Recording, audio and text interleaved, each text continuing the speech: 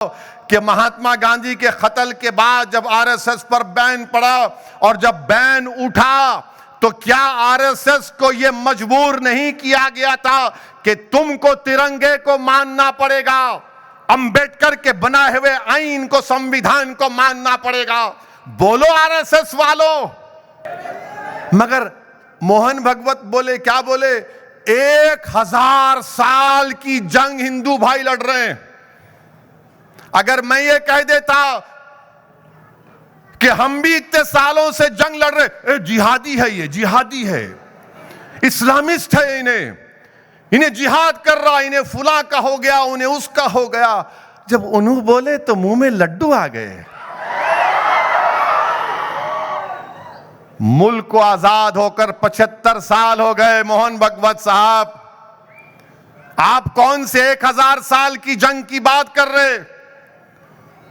1950 में बाबा साहिब अंबेडकर ने इस मुल्क को आईन दिया, संविधान, कॉन्स्टिट्यूशन दिया। अगर आप जंग कर रहे हैं तो आप संविधान के खिलाफ हैं। ये जमहूरी मुल्क में अगर कोई जंग करेगा तो जमहूरियत क्या करेगी बताओ फिर?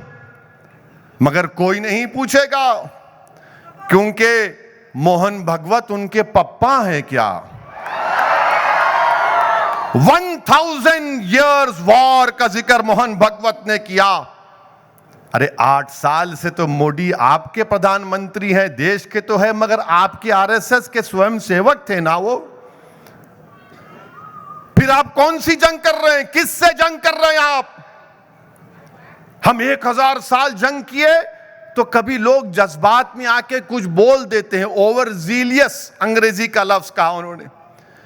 तो क्या मोहन भागवत और आरएसएस, बीजेपी वाले उस बात को जस्टिफाई कर रहे हैं कि आज से चंद हफ्ते पहले या चंद दिन पहले भोपाल की जो बीजेपी के एमपी ने कर्नाटका में जाकर कहा था कि चाकू तैयार रखो, जिस तरह तरकारी काटते हैं उसी तरह चाकू को तैयार रखो? क्या मोहन भागवत उसको जस्टिफाई कर रहे हैं? धर्म संसद हुए जिसमें मुस्लिम और खवातीन की अस्मत लूटने की बातें कही गई, मुसलमानों को मारने की बातें कही गई, क्या मोहन भागवत उसको जस्टिफाई कर रहे हैं? क्या मोहन भागवत बीजेपी के दिल्ली के एमपी के उस बयान को जस्टिफाई कर रहे हैं जिसमें उसने खड़े होकर कहा था कि मुसलमानों का उनसे कोई खरीदो फरोख्त मत करो, उनसे ताल्लुकात खत्म कर दो? क्या मोहन भागवत हमारे घरों को जो तोड़ दिया जा रहा है नफरत की बुनियाद पर, क्या उसको जस्टिफाई कर रहे हैं कि 1000 साल की जंग लड़े? कौन सी जंग लड़े आप बताओ? अरे अंग्रेजों की 200 साल की लड़ाई में तो आप कहीं नजर नहीं आए। तुर्रेबाज खान नजर आया हैदराबाद में, मौलवी इस्माइल नजर आए, आरएसएस तो नजर नहीं आई थी ना। मगर आप कौन सी जंग लड़ रहे बताओ हमको? क्या कोई टीवी वालों को पूछना नहीं चाहिए आरएसएस वालों को बिठाकर, अरे बताओ ये कौन सी 1000 साल की जंग है? मगर इसका जिक्र नहीं करेंगे। मेरे अजीज दोस्तों और बुजुर्गों, और मैं आपको आरएसएस की तारीख बताऊंगा। अभी हमारे जैन लोग एहतजाज कर रहे हैं कि उनके मजहबी मुकामात जो झारखंड में है उसको टूरिज्म से निकाला जाए, वहां पर गंदगी हो रही है, हम उसकी तायीद करते हैं। तो गोलवालकर आरएसएस के बहुत बड़े सरसंघचालक थे, करीब 35-40 साल आरएसएस के सरबराह थे। उन्होंने ऑर्गेनाइजर मैगजीन 10 जून 1963 में हमारे जैन और बुद्धिस्ट भाइयों के बारे में क्या कहा? अंग्रेजी में कहा कि so far as Jains and Buddhist are concerned, they have never made any contribution to the soil and political thought as such. We have never inherited any अर्थशास्त्रास, यानी अर्थशास्त्र का मतलब माशियात का इल्म और सियासत का इल्म, एंड धर्मशास्त्रास फ्रॉम देम। यह आपकी मोहब्बत है जैन और बुद्धिज्म से। और फिर मोहन भागवत साहब, आप हमको दर्श दे रहे, जरा ये तो बताओ कि महात्मा गांधी के कत्ल के बाद जब आरएसएस पर बैन पड़ा और जब बैन उठा तो क्या आरएसएस को यह मजबूर नहीं किया गया था कि तुमको तिरंगे को मानना पड़ेगा, अंबेडकर के बनाए हुए आईन को, संविधान को मानना पड़ेगा? बोलो आरएसएस वालों। इनको बोलना पड़ा कि ये बैन उसी वक्त उठेगा। और ये कौन बोला? उस वक्त के मद्रास बोलते थे, वहां का एक वकील था TRV शास्त्री।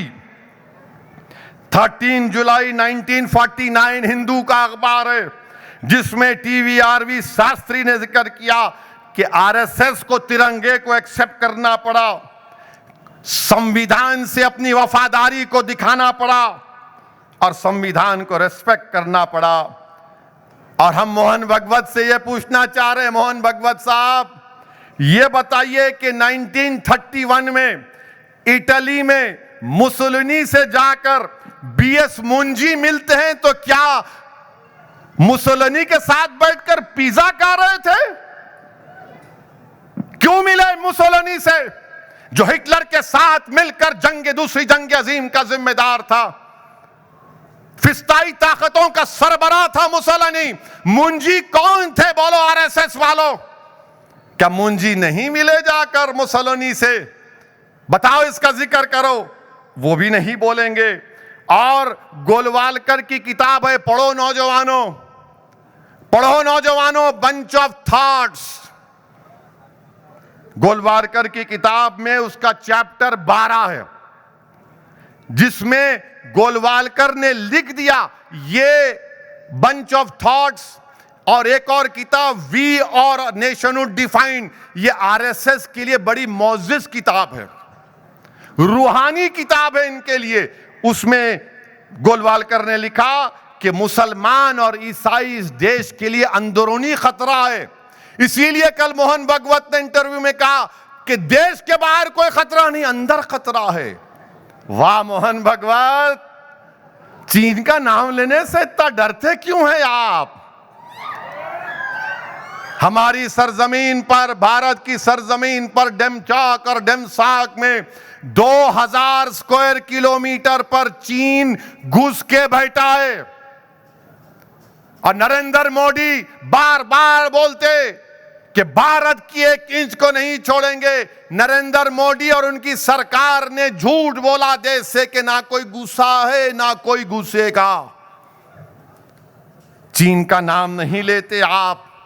जम्मू में पाकिस्तान से टेररिस्ट घुस कर आते हैं और मारते हैं भारत के लोगों को, जिसमें मासूम बच्चे भी मर जाते हैं। 1 जनवरी को मुंह नहीं खोलते, क्योंकि मोहन भागवत आरएसएस ये मानती है कि मुल्क के बाहर कोई खतरा ही नहीं है, अंदर खतरा है। अंदर किससे खतरा है? याद रखिए आप, ये इनकी सोच है। मेरे अजीज दोस्तों और बुजुर्गों, मैं तो सिर्फ इतना ही कहूंगा कि जो लोग आज इस मुल्क में नफरत को फैला रहे हैं, आप जाइए गुलबर्गा में, 200 किलोमीटर हैदराबाद से गुलबर्गा के रेलवे स्टेशन को हरा रंग किया गया था, तो वहां पर बीजेपी आरएसएस वाले एहतजाज किए कि हरा रंग मुसलमानों का, निकालो इसको। रातों रात हरा रंग को निकाल दिया गया। यह बीजेपी आरएसएस की नफरत की निशानी है कि हरा रंग नहीं होना चाहिए, मुसलमानों का है। अरे मोहन भागवत, हम तो हर रंग में रंग जाने वाले हैं, रंग से हमको क्या निस्बत? नहीं, हरा रंग मुसलमानों का है। मैसूर में एक बस स्टैंड के ऊपर एक छोटा सा गुंबद लगाया गया, तो मैसूर का बीजेपी का एमपी बोला ये इस्लाम की निशानी, मिटाओ। तोड़ दिया उसको, तोड़ दिया उसको। घरों को तोड़ दिया जाता है, घरों को बगैर कानून को फॉलो किए, बगैर नोटिस दिए, उत्तर प्रदेश हो, मध्य प्रदेश हो, घरों को तोड़कर बेघर कर दिया जाता है। दिल्ली में तोड़ा गया रमजान के महीने में।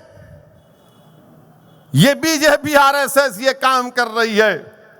इसीलिए मैं आपको बता रहा हूं मेरे अजीज दोस्तों और बुजुर्गों कि कोई बीजेपी का एमपी बोलती चाकुओं को तेज करके रखो, तो आज उत्तराखंड में एक और आरएसएस का आदमी जो पहले विश्व हिंदू परिषद का सदर था, वो कह रहा है कि मैं पूरे मुल्क में 2 करोड़, कितने 2 या 2.5 करोड़ त्रिशूल बांटूंगा।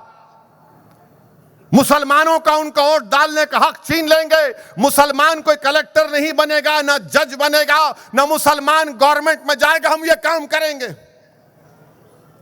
खुलम खुला बातें हो रही हैं। और वो मोहतरमा कर्नाटका में चाकूब की बात किए, उनको कोई अरेस्ट नहीं किया जाता, कोई अरेस्ट नहीं किया जाता उनको, खाली एक एफआईआर खाना पूरी करके छोड़ दिए। और हमारा बच्चा अगर कोई शादी की बारात में खाली लकड़ी की तलवार से 3 मार पे नाचा तो पकड़ उसको, पकड़ पकड़, अरे अरे देख,